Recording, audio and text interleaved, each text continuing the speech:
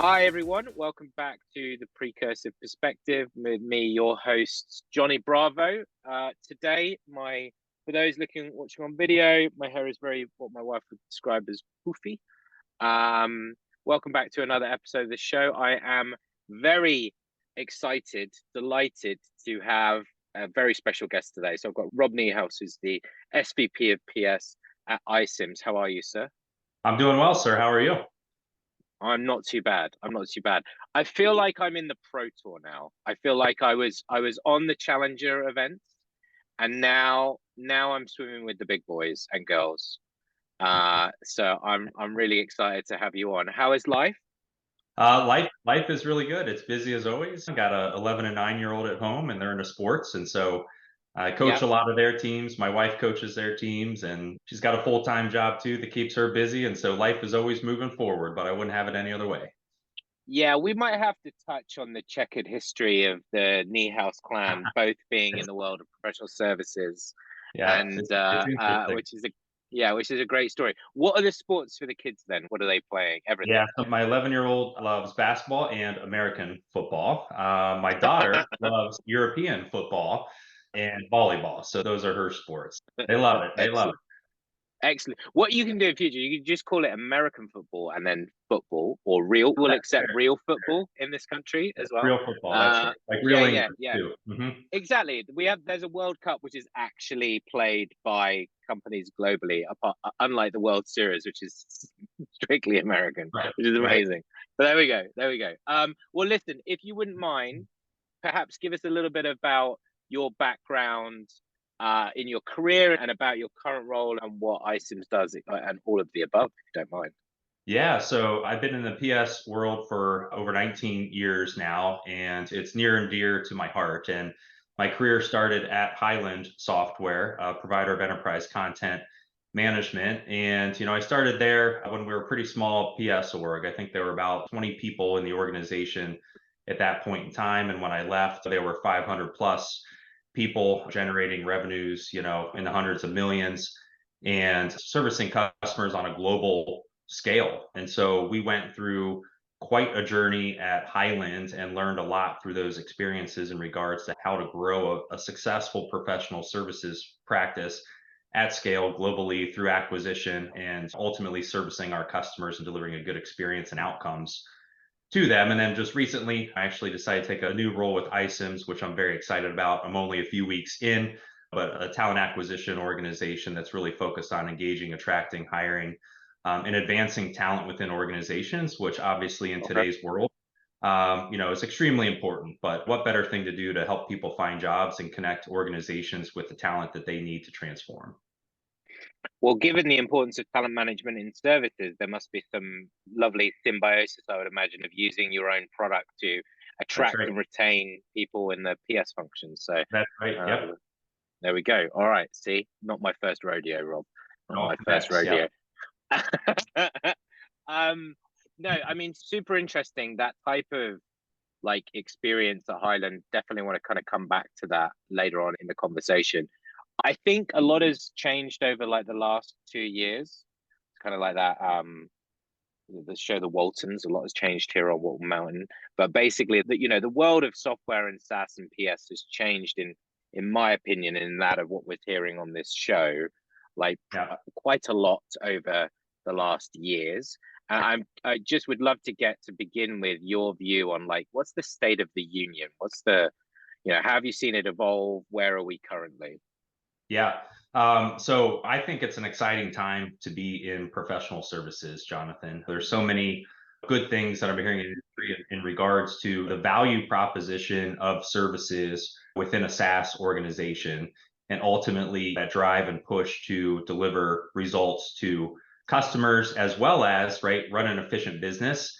And I Hmm. think, as we all know, kind of that growth at all cost model is starting to slow a little bit in tech, and the value of services in growing and expanding and driving to a value for customers to ultimately lead to renewals is truly valued right now in today's market. And professional services has obviously always been an important part of a software organization. But I think today the value proposition of services in that SaaS model is growing, and how that connects with customer success, how that connects with support, some convergence of what it means to deliver optimal service to your customer really leads with a professional services mindset, which I think is amazing. I think services is really starting to be seen as kind of a revenue growth engine too, a bit more, and contributing to that more so than it ever has, which is exciting.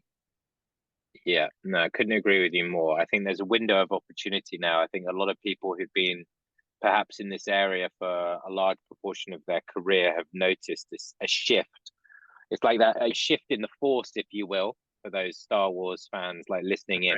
I love Star I Wars. think, okay, well, it's that, it's that little, do you feel that? Like there is this shift because I think that I go back a couple of years. I remember this meeting with a person who, does your type of job. And he said to me, I'm in the job where everyone goes to die. And I was like, what on earth do you mean by that? And he's just like, well, it's so not fashionable, is it? Like we're a cost center, we're not valued on services, etc. Now, if I talk to that person today, which I did, very different story. And I think it's just more fashionable. I love the term value proposition of services. So if you think about then, like as a result of that, what is top of the agenda for you? Yeah, so I think obviously in the SaaS world, right, delivering the optimal customer experience and value is number one. And I think that, historically, it was about delivering requirements to your customers, right? Delivering the things that they asked you to deliver. And that's not enough. You have to deliver value, you have to measure value, and you have to continuously deliver value, right? Not just through that first implementation, but well beyond through the entire SaaS journey that customer is on with you. And so I think making sure that you are value first, right? Because if you can measure that, you can quantify that, everything becomes very data driven. Business cases to expand and adopt become easier. And ultimately, that renewal conversation becomes easier as well. And services plays a huge role in that, right? Because we are typically at the forefront of delivering that value by enabling the software to do the things that the customer needs to achieve that. But that's a big topic for me, and kind of within that same stream, obviously, is the speed in which you can do that. Because that speed to value is extremely important in today's SaaS model, and ensuring that your customers are realizing value as quickly as they can is critical. Mm-hmm. Yep. There's a guy called Dave Jackson who's been on this show, who's a founder of one of the earliest companies in the Salesforce ecosystem and sold his business to SurveyMonkey. Great guy, loves customer success, value, services. He talks about the red thread, right? The red thread that runs through an organization, but also in terms of your strategy. And value is the thing that he says is the red thread, which is, if you kind of look back on what you've just talked about, you talked about the value proposition of services being value first and also speed to value. So it's great to hear it be sort of that's the North Star. Yep. So when you it's a moving target though, value, right? Mm-hmm. That's, I think, the interesting thing that's a little bit more nuanced about it, because potentially the value that you sold in sales might be the first thing that you want to materialize with your client, but then that might evolve over time. We see that a lot with our customers, particularly given for some of our clients, the needs of the function that we serve, which is PS, changes over year to year as maybe their services motion is maturing, right? So maybe they start as an organization that, as we were talking about before, doesn't loses money and it's okay. And then they transition to being profit neutral or potentially EBITDA positive, for example, whatever it might be, right? And so I think that value need is evolving. So when you think about that and you think about looking back at the experience at Highland and, like, as you say, growing this PS practice, what were some of the learnings about that experience and potentially that shifting value bar in that story? Yeah, it's kind of interesting. I kind of think about the journey kind of in the three segments, I would say, Jonathan. And when I first started in PS, services was just kind of a necessity, right? It was there because you needed to deliver what the customer had purchased to the customer, right? And it was there to be the necessary thing after a sale, right? That was just something that had to happen. And then I think we went through this kind of stage where services started becoming a differentiator. And our ability to deliver in short order, our ability to deliver with success, our ability to be a little bit more of a competitive edge in the market, right, started to develop. And then I would say the last phase really was services as a growth engine, right, for itself, for the company, et cetera, where it kind of started shifting to the forefront of kind of leading customers to more expansion and adoption and growth, right, through a lot of the different services offerings and stickiness that we built with those customers to help continue to minimize that consumption gap between what the product can do and what they're trying to accomplish with it. And so we kind of went through that necessity phase, and there was kind of this differentiator phase, and then it was kind of like it's a growth engine, right? And it's contributing to software growth, it's contributing to services growth, it's contributing to success offers growth, you name it. And so those were kind of the three phases that we went throughout that journey. And I think there were some inflection points through there, right?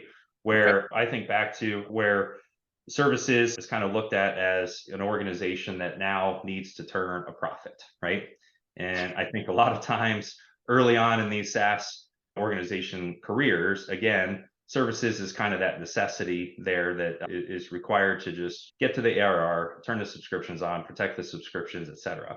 But there comes a time, right, where it needs to become a margin and healthy run business as well, not just a contributor to ARR.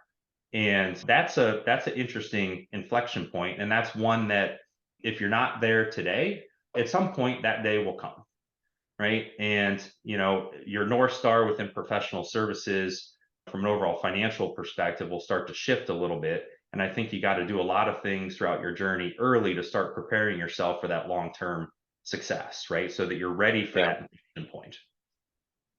Okay, love it. Thanks for prepping me. What's that? Thanks for prep. I like how you prep. Spoiler alert, people, we do prep on this show, but I just love people who actually give some consideration. Really, I like the way you choreograph that, right? Like the necessary evil to differentiation to growth engine. Yeah. That I think that's a really interesting point. Is like, but I guess really in a way, if you're running a services organization and you're on this bus, right? It's not a rocket ship anymore. It's a bus or it's a train, and you're sort of going through this, then I think that's a really interesting point you raise about you're going to shift from being an ARR enabler to being an ARR enabler plus a well-run function business within a business is really interesting, because I guess for some, maybe they're thinking, do I want to be part of that next phase? Because maybe they just want to do the early bit and then hand it off to someone as you go more enterprise, and therefore it needs to be profitable. But that's super interesting, and the inflection point around the shift into profitability. Was there anything else that you feel like, looking back at people who are going through this, should watch out for or plan for? Were there any other things that you saw? Yeah, I think there were some critical things, right? One, our alignment with sales was extremely important, right? And the value of a services sales function is critical.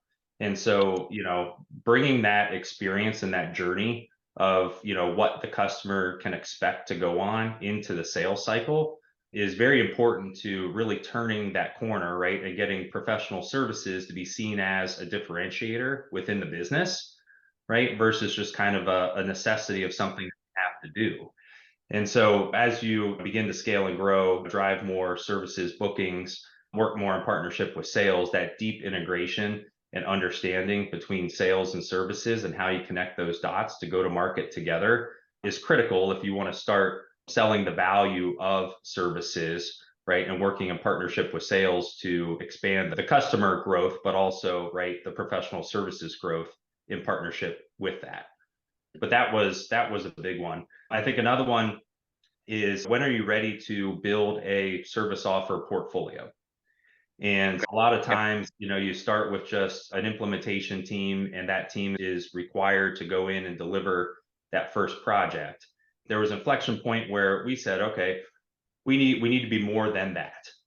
and you start building out your service offering portfolio of the different types of services, right, that you can bring to market to help your customers not just realize that upfront first time value, right, but continuously work with that partner, that customer, right, through that journey to bring new offerings to them to help ease that journey for them and really lead them right to where they're trying to go. And so there'll be a little bit of a learning there where you want to build that service offer management function to kind of be your arguably kind of your product manager for your services portfolio, right? That's tightly aligned with the market, doing some market research to see what your customers really want, and really putting those packages and those offers together and operationalizing the business to execute on them. But Yeah. that's definitely a big one. And that's Megan in your old organization, right? That's right. That's right. Love Yeah, Megan. Hi, yeah, Megan. Yep. yeah. Megan, and then was your wife, Becky, That's right. right? Yeah. My wife ran services sales when I left Highland. So way to tie that back in, Jonathan. Yeah, that was an interesting Hey, thank relationship. you, My wife was thank my you. pipeline. Yeah, that's an interesting forecast meeting. Um, so to try and pin you, not pin you down is the wrong word, but like Sure. maybe just give some reflection to the web, right? So on the services sales side of things, that's a really interesting perspective that I hadn't considered, because I was thinking more of it around services sales to grow services sales. But Mhm. what you've highlighted is actually two things, which is one is it's not just that, but it's also like the specialism will actually you sell more product because you have Mhm. specialists who are there dedicated, Yeah. which is Yeah. interesting, which is very true. That makes way more sense. Yeah. And then the other element is the evangelism of services within a company becomes a little bit easier if you have someone who's closely aligned like that. Yeah. So to follow up, when should people be thinking about this? Is there a certain number of people in services or a services revenue amount Yeah. where you think this type of role comes in?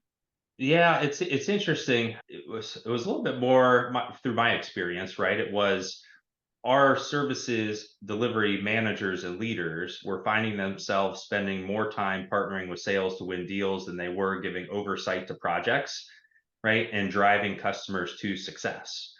And so I think early on, it starts out in that model where a lot of your leaders are partnering with sales to win deals. And it became an inflection point where we were spending so much time on that motion that it just made sense to build a prescriptive, right, dedicated function to work with sales.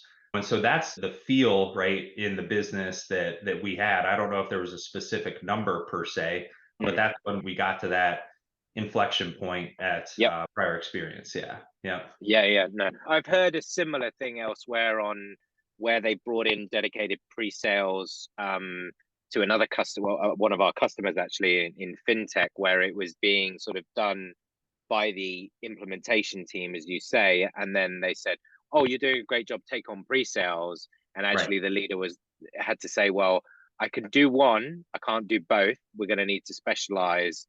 So that's interesting. It also kind of speaks to why senior folks do, unfortunately, need to do a timesheet, right? Yes, exactly. And Yep. track how they're spending that time, because I think Yep. that's super interesting, because you wouldn't want to just, if you could point to, I spend X amount of hours every month on pre-sales, Yeah. my time costs X, we need someone specialized, it's Y, that makes a lot of sense. Well, The you want people that are really good at it too, right? You want people that mm, are yep, specialized, that are really good at it, that balance that line too, Jonathan, right? Of yep, you know, a sales mindset, but a delivery kind of consultative approach to it, right? yep. And so you need the right people in that seat too to help lead customers and help them understand what that journey is going to look like and still bring a bit of that salesmanship mindset to the approach too to make sure people understand the value. Yeah. Yeah, no, absolutely. We're going to come back to I want to come back to the portfolio piece in Uh-huh. a moment around the offers and talk about that a little bit more. But given that you've mapped out a couple of three phases here, that like the necessary, the Yeah. differentiator, the growth engine, did you have any form of like framework or maturity model that was Mhm. helping to guide you? And if not, would that Yeah. have helped? Yeah, no, we definitely had a maturity model, right, that we followed, and we got checked ourselves against that on an annual basis, right, on Right. how we were doing from going to left to right across that maturity model. And I think that's Yep. critical, right, to have a maturity model in place so that you understand what your North Star is, right? You can align your long-term objectives to where you're trying to get to. And I think also paint that picture and vision maybe to other executives within your organization, right? Maybe your board on here's where we're trying to get to, and here's what good looks like, right? And here's the steps that we're taking to get there. And here's the value, the ultimate value, right, that services can bring to the organization that's more than just where we are today. And I think if you can get that long-term vision understood, right, and aligned to across the business, it can really help propel that professional services organization within that software company, right, to get the new heights, get more investments, be seen as a growth engine, right, not just a necessity within the business to be successful, right? Yeah. Yeah. Because you can argue, different folks will have different perspectives about what's in the early stage, what's the mid stage, what's late Yeah, stage. And certain companies might have different expectations because a company that's going to grow and be an enterprise vendor doing hundreds of millions or even billions of dollars in ARR and hundreds of millions in services is a very different potential maturity model to arguably a right, smaller business. But the principles of we're going from A to B to C and the right. sequencing of that is really important. So did you, I guess you developed that a little bit internally, a little bit with the support of the TSIA and or others Yep, externally, that type of thing? Was that? Yeah. that's right. Okay. That's Awesome. right. Yep. Yep. Yeah. And it had some core kind of horizontal pillars in it, right? It was kind of a business development arm, kind of services sales. What does that function kind of Yep. look like early on versus where you want to get to with that Yep. model? Obviously, there's like an operational excellence piece, and visibility is huge as you go through that maturity model, Jonathan, right?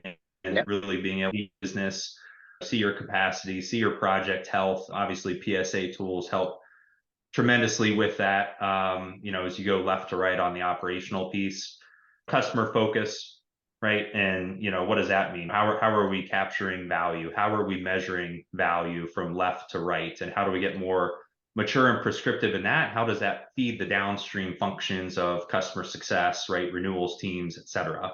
How are you helping your customers through adoption, right? Through potentially some services offerings to kind of stay focused on that customer for the long term. We Mhm. value depth of project sponsorship obviously with our customers, right? And how are we staying close to them through the implementation, but also kind of being close to them long term through that journey as well. So there's a customer focused piece in there too. Yep. Um, Another thing that we had in there was global reach. And my experience, right, I've started at US companies like looking to go global, right? And so there's a lot to consider, right, as you go left to right, from a global expansion perspective. And how do you do that in partnership with the rest of the business to ensure you can deliver services globally at scale and still meet all those customers where they are in their regions with relevant time zones, with cultural awareness. There's a lot in that piece.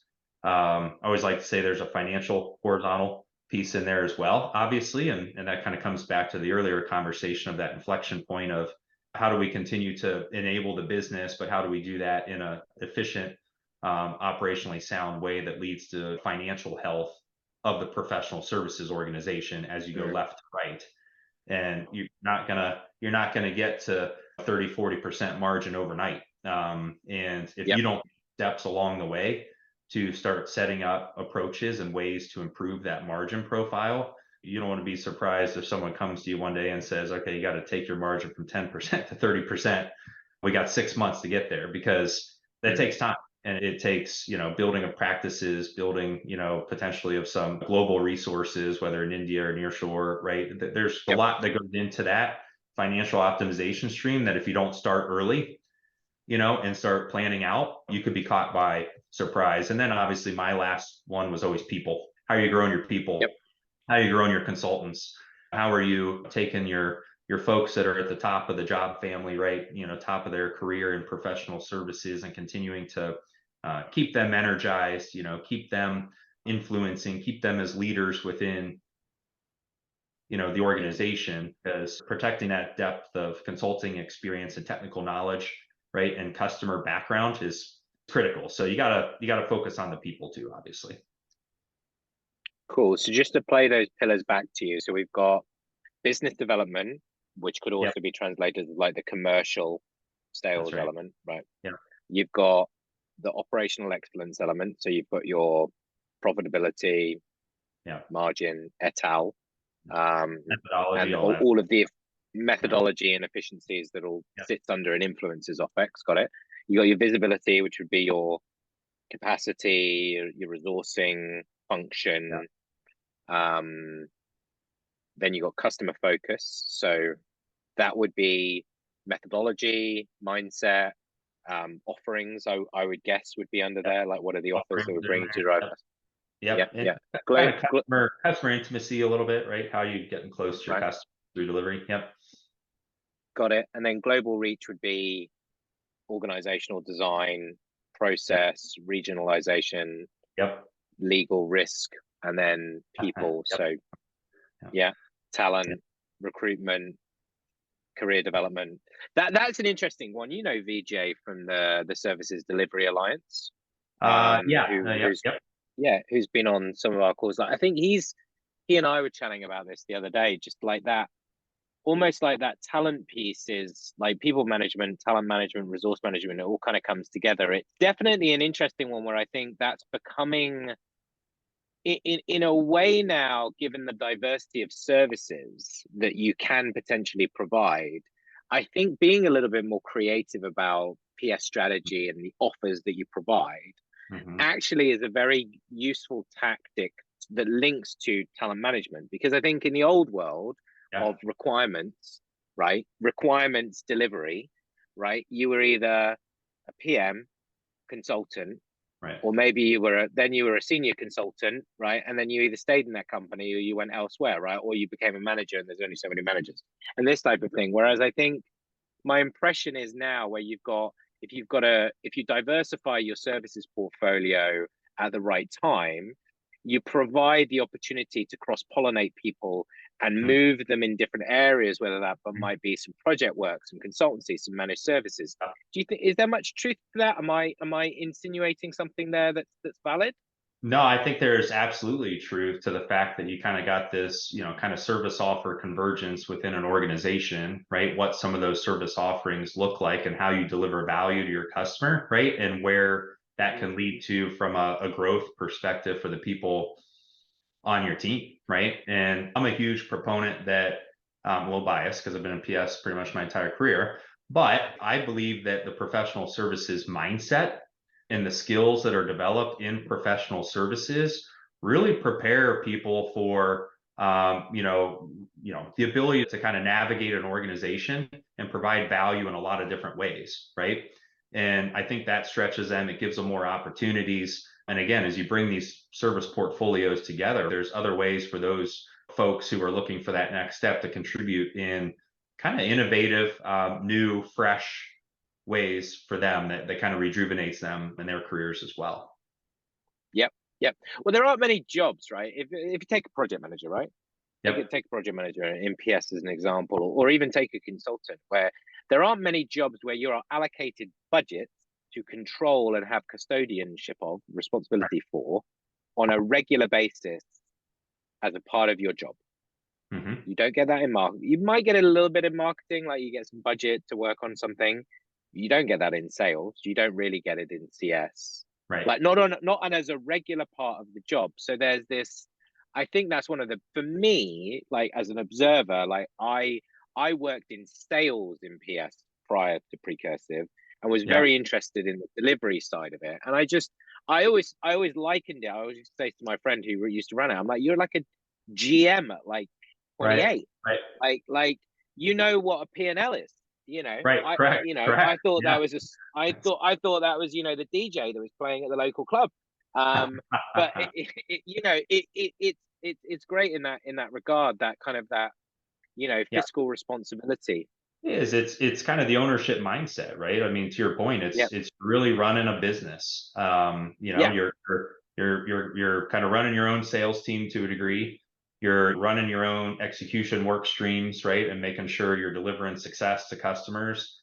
Arguably, right, if you build a managed services practice, you're almost getting into kind of the support realm a little bit, right? Yeah, definitely. Yeah, Dabbling in yeah. that. So there, and then you think of the service offer management piece, as we discussed earlier, it's almost its own product management function, and so Yeah, agreed. it's pretty interesting. And I agree with your point. It's kind of a business, mindset that you have to have, and an ownership mindset, and you get to drive and lead the ship, which is pretty exciting. It's also a pressure cooker. I mean, that's the other element. Like, I think It's a pressure cooker. say, sales is highly pressurized, right? I mean, I used to be I mean, any CEO who doesn't tell you they're selling something is lying. But it's a high PS is a highly pressurized environment because you're constantly in the spotlight, right? You Yeah. know, because of the complexity, and stuff goes wrong not through any fault of your own, but you get it Sure. in the Yeah. neck. So yeah, I have a lot of admiration for it. So I want to zero in finally then on something which is pretty hot ticket at the moment. We were you didn't reply to me about being a founding member of the Services Delivery Alliance. So I need to come back to you on that one. But Yeah. we've got Been busy lately, yeah. yeah, I know. New jobs are allowed. So we've got this network. So I'm going to plug it a little bit here. So we've built this network of different companies where the services leaders from those businesses are coming together to discuss strategy topics, execution, all of the things really that we talked about in this show. Now, one of the things, we just ran a survey with a group of about 15 companies looking at like what are the targets for like things like services gross margin and profitability. And it's interesting because tactics for improving profitability are the hottest topic right now. So let's zero in on that. So you talked about it as one of your pillars, right? This operational excellence piece. So why, like, what are we talking about here? Like, what do we mean by operational excellence? What are the factors that influence it? Just what's the 101 to begin with, I guess? Yeah, I mean, there's quite a few areas, right, that you got to dig into, and to me, it just starts with getting good visibility of your business, of course, Jonathan, right, and understanding your resource management, your resource capacity, your utilization, getting ahead of your pipeline, and making sure that you've got the right workforce, right, to meet the demands and needs that are coming at the right time, right, and you got to get that visibility, and then outside of driving normal things like utilization and trying to get that as high as you can, there's other ways, right, that you've got to think about to get to a healthy margin profile. And obviously you can lower the cost of deployment, and you can do that in a lot of ways, right? You can start leveraging some more global resources to kind of lower that cost and really integrate them with the traditional delivery motions that you have, and the folks that you have on your team, right, to accelerate that healthy kind of operational excellence and ultimately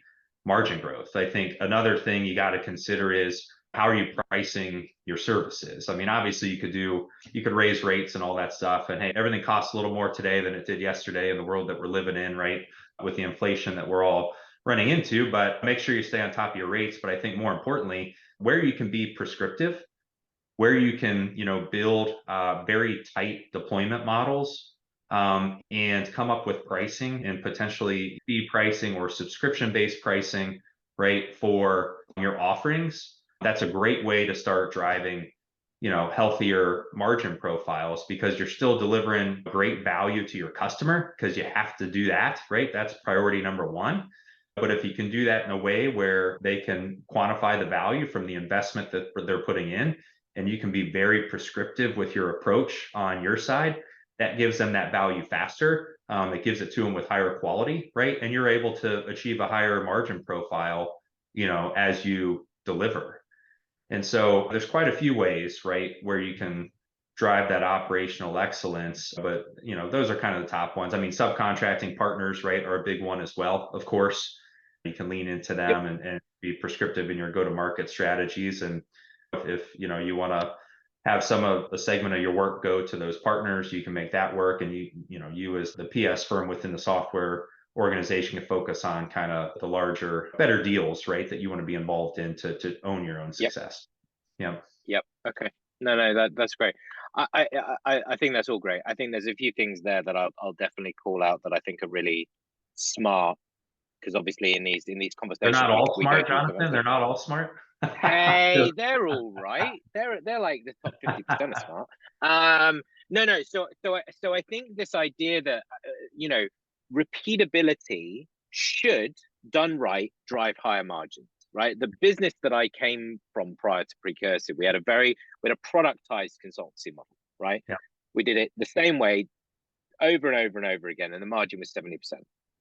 Right. Yeah. So Yeah. because and but actually part of it was that repeatable delivery motion. So we were able to deliver on time, quickly and efficiently, and everyone was like, that was, you know, amazing. But it was like, Yeah. this is all we do.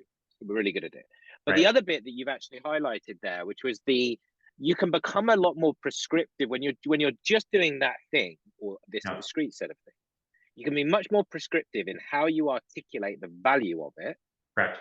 to your customer, right? Yeah. In when you're selling it, Yeah. because likely what you will do is develop tools or techniques to capture the ROI, the cost saving, the revenue impact that you're going to drive from that. And then all you're doing is doing that over and over again. So I think that's really interesting around, I just wrote prescription drives boost margin, for example, which I think is very true, because I think some people make the assumption that you have something that's prescriptive and therefore it's lower cost and lower margin, but that's not the case, because you somehow charge less for it. It's like, no, not necessarily at all. So that's really interesting. On the global piece, so does this then tie back to what we were talking about earlier when you were talking about global reach, and you with Highland you would have moved internationally? Is it chicken and the egg on that type of thing? Is that something that companies should consider, like offshoring or nearshoring maybe earlier in their journey, so they can start to maybe fund some of this international expansion smarter? Because I've heard this pop up a few times now. Yeah, no, I think for sure, right? You know, it's tough to get in those, you know, emerging markets and kind of go into that global scale. And, you know, kind of the more foundational things you can set so that when that time comes, you're prepared. It's definitely something you should do. And yeah, figuring out a good partner program, because I think partner programs are important to expanding on a global scale if you're going to have reach, because you're not going to touch everybody directly, right? It's just not going to happen as you scale. So you got to have good training, good partner programs, right, to enable those partners for success. And, you know, obviously you're going to go direct where you need to go direct as well in your go-to-market strategy. But partners are huge, right? So having that kind of process approach defined and well thought out would be key. And then yes, you know, having some global resources, right, in some key areas of the world, and I would say starting somewhat of an offshore model somewhere, right? That makes sense for you earlier rather than later, right? Allows you to iron out that operational model. And as you continue to go into other markets, you might be facing price pressures and things like that, and just time zone challenges. You're going to have some of those foundational things in place to grow upon. Yeah. So I agree. Is there something particularly around the partner program that there's a good phrase that I was kind of coached on in this area, which was like, find people that look like yourself, right? So cultural fit or size wise, right? So like I remember years ago we were sort of like we got invited in by Deloitte, and nothing ever happened at that point, because it was like me and 3 other people, and they were super interested in what we did. But do you know what I mean there? Is there, when you're sort of building these partner programs, you've got to sort of start in the right place and get it right and then build it? Is that fair, or what would you advise absolutely. there? I mean, to your point, there's got to be that fit, right? And I always like the idea of finding somebody that's obviously been there, done that, right? Has partnered with other PS firms or software organizations to be successful, because they're going to have the operational background and excellence, methodologies in place, systems in place, right? Ability to recruit talent, retain talent, right? That's obviously important too. There's a lot of things that you want to make sure you're assessing to find that right partner. But, you know, and to your point, culturally, it's important too. You just want to find a partner you feel like you can get on the phone with, have a good conversation with, you're like-minded. You know, the cultural fit matters too, for sure. Yeah. couple of other tips that I've seen, like if you are going to start with partners, begin by doing it on your paper, because then you can recognize the revenue initially, right? And then the other bit that I think is useful advice that I picked up along the way was, don't forget about your expert services that you're going to continue to provide to the customer, that you charge the customer, even though the partner's doing the delivery, because inevitably you get dragged in, and therefore you at least cover your cost in that regard. One other one that I heard recently, which is interesting, which was one firm that I know does that, but then they also charge the partner for the training that they provide during that project to the partner. So they're really leveling out and covering all of the costs, because the partner is, generating a lot of revenue from this side of things, which I don't know if you ever did anything like that. Yeah, no. I mean, what you're saying makes total sense, right? You want to bring them along. You want to figure out where you want to play, right? And what service expertise you still need to bring to the table to ultimately help service a customer that's in your community, right? Be successful. And so you want your customer to be successful. Therefore, you want to be able to bring your unique expertise to the table where you need to, in partnership with those partners, and enable everybody really across that spectrum for success. Yeah, and I think those expert services are definitely something, right, you should continue to charge for, right, as you go through that experience, because you're delivering value from it. So yeah. So to come back to something then, again, through the lens of this operational excellence, operational efficiency, right, translated as boosting profitability, improving profitability, we've talked about the importance of the service offerings that was a part of your journey. Talk to me a little bit about how they play a role in helping to boost profitability. I have this idea that you don't want to start from zero, and therefore that's why some of these recurring services help to even out some of the profit issues. So talk to me about your views there. Yeah, since if you can get that service offer management function going, work your way into some more subscription-based offerings, right? You have an ability to deliver value to your customers in a more prescriptive way and drive healthy margin, especially behind subscription revenues. And man, it's nice to start every year with revenue that is going to come in, right?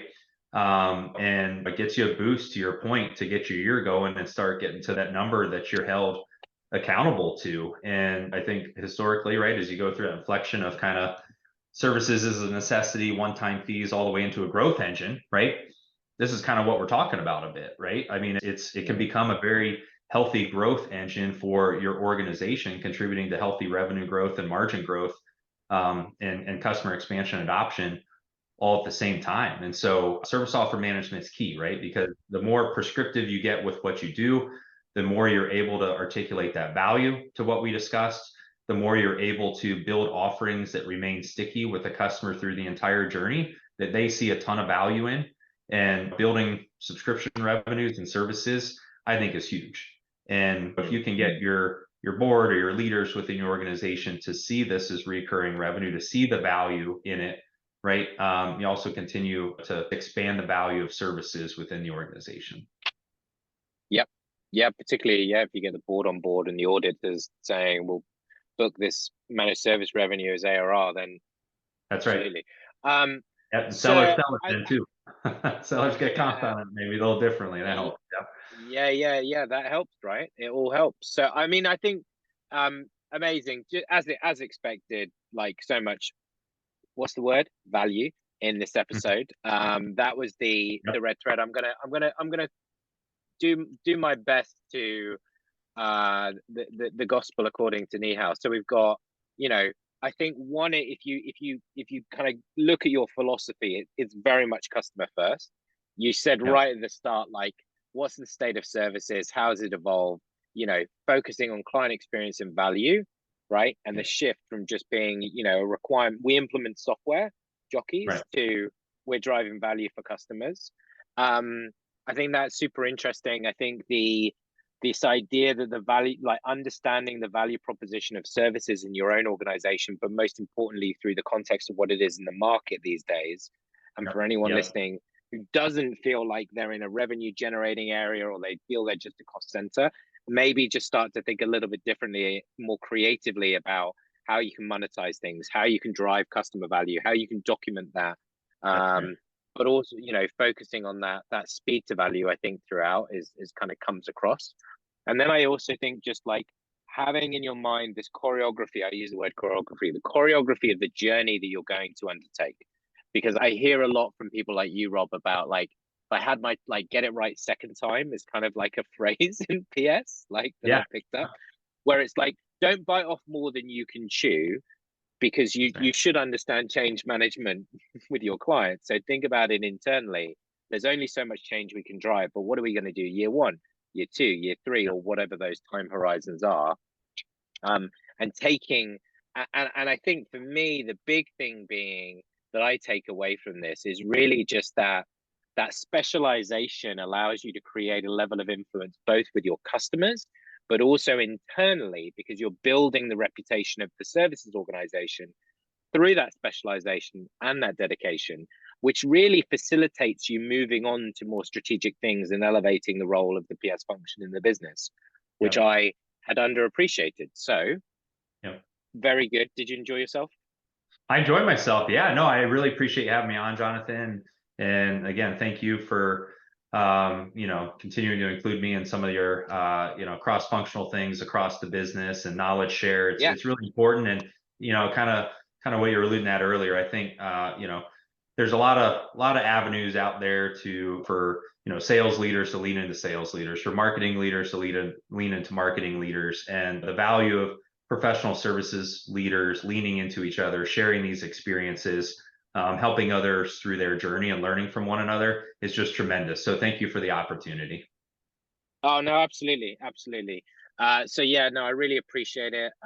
Folks, for you listening, we've created something called the Services Delivery Alliance. Head over to our website. You'll find out more information about what we organize, which is what Rob was just mentioning. I appreciate that shout out. Thank you very much, sir. And I'm giving you 1 minute back in your day. Oh my goodness. That's 1 minute back. All right, I'll get something done. Thank you, Jonathan. Cheers.